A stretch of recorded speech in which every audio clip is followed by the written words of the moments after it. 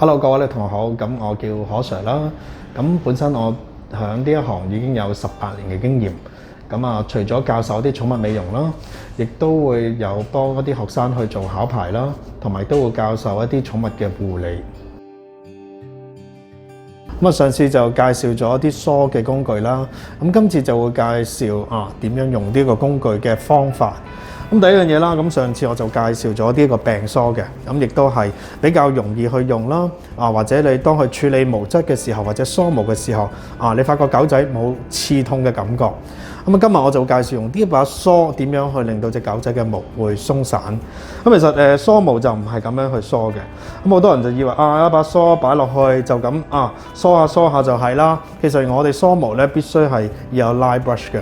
line brush 嘅意思即係一層一層去做，一層一層亦都係應該由個底或者我哋由皮膚梳出嚟。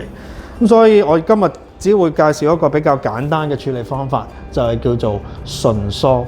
順梳嘅意思即係由下至上，所以當我呢隻手咧就會將佢嘅毛全部收起。咁當我哋收起嘅時候，你見到啲咗毛，我就會用呢個梳咯，一層一層3點鐘去9點鐘嘅方向，將啲毛一層層帶出嚟。咁你話唔係喎，而家冬天可能會有呢個靜電，咁點呢？咁你都可以有一支嘅梳毛水。梳毛水你可以用一般我哋喺市面上買到嘅，你都可以用一啲叫做護毛素啦。溝出嚟，然之後就稀釋咗佢嚟用嘅。梳毛水必須用嘅時候呢，我哋就遠距離噴一噴。其實噴呢個梳毛水已經可以減少咗靜電嘅發生。所以當我哋一路梳嘅時候咧，亦都要小心犬隻嘅關節啦。尤其是後腳前手都好，佢應該都係要喺張台度嘅。咁但係啦，屋企冇咁專業嘅一張台，咁其實都可以用一個瑜伽墊啦，或者餐台都可以輔助佢哋防線嘅。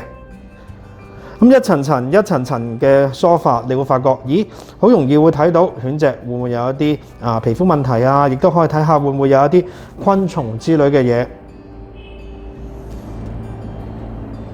咁當我梳完呢一個區塊嘅時候，就會梳呢個區塊跟呢個區塊，直到裏邊嘅區塊為之一隻腳嘅梳。